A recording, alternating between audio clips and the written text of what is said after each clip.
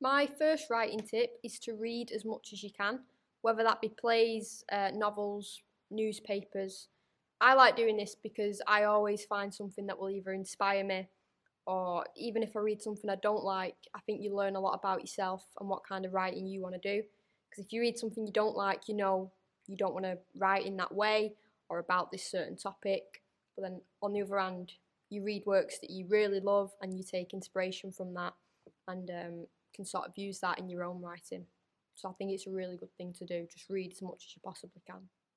My second writing tip is to watch as much as you possibly can, whether that be live at theatre, films, cinema, the news. Just because, again, I think that really gives you inspiration, and not only from a writing point, but I think when you're seeing things live, you start to think about other things like directing and stuff, which will help when you're writing. Shelagh Delaney herself was inspired to write her first play after she went to the theatre and thought she could do better than what she watched. So I think it's always good to just watch as much as you can from a wide range of different genres and things like that. My third writing tip is to just write for yourself and write about things that you're passionate about. I don't think you should ever think about the audience too much and write something based on what you think people will enjoy.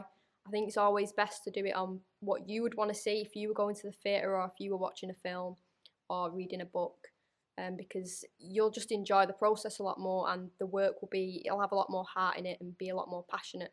And I think just naturally that will engage people a lot more in your work. So you should always write for yourself and about what you know and what you're passionate about. My fourth writing tip is to not overthink things too much. So I like to do this by free writing every now and then. So I'll set a timer on my phone for 5 minutes, 10 minutes, a minute, it's up to you. And just sit and write relentlessly for however long you set that timer for.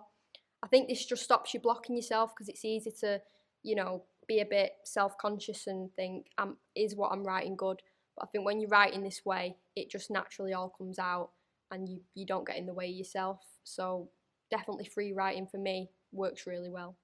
My final writing tip is to share your work with someone you trust.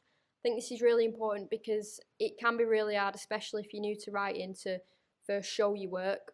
But I think it's a really important thing to do, just to get feedback and just for your own sake. And if it's someone you trust, they should give you honest feedback on it, and let you know where maybe you're not doing so well, where you are doing so well, and then you can improve on that and make other drafts. And it's just that first stepping stone to getting your work out there to audiences.